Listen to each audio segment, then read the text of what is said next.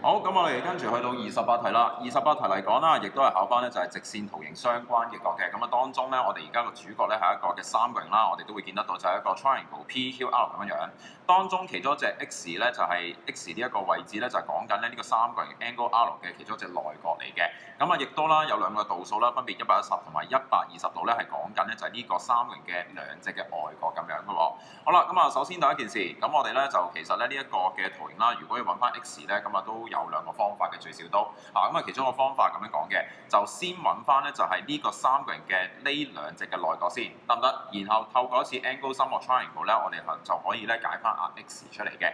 咁啊第二個方法咧，其實就會比較快少少嘅，就係話我哋其實唔使揾晒兩隻嘅內角啦，我哋只需要揾翻其中一隻嘅內角 ，OK？ 其中一隻內角，然後再用一次 exterior angle，一個叫做三角形外角咧，其實已經足夠咧就揾到 X 嘅啦噃。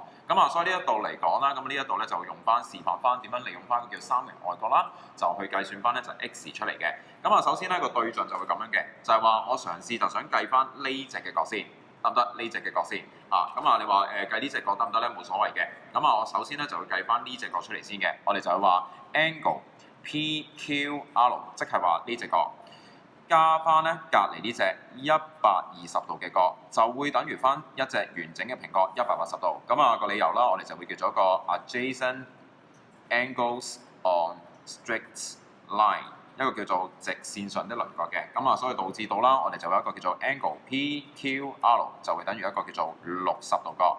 60度角得唔得先？咁我哋咧就隨即咧就 mark 翻低呢個位置嘅咯噃，60度角先。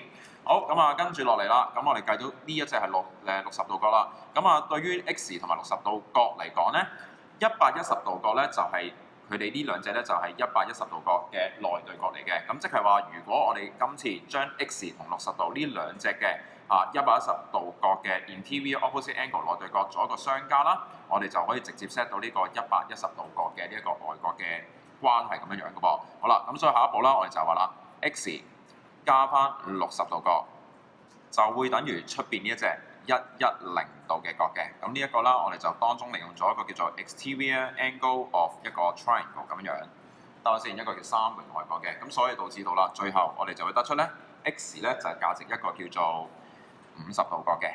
50度角嘅，咁到此為止就完成咗啦。點樣利用翻啦？就係一個叫 exterior angle 啦，去揾翻咧就係一個嘅三角形其中啦一隻嘅內角 X 咁嘅問題咯喎。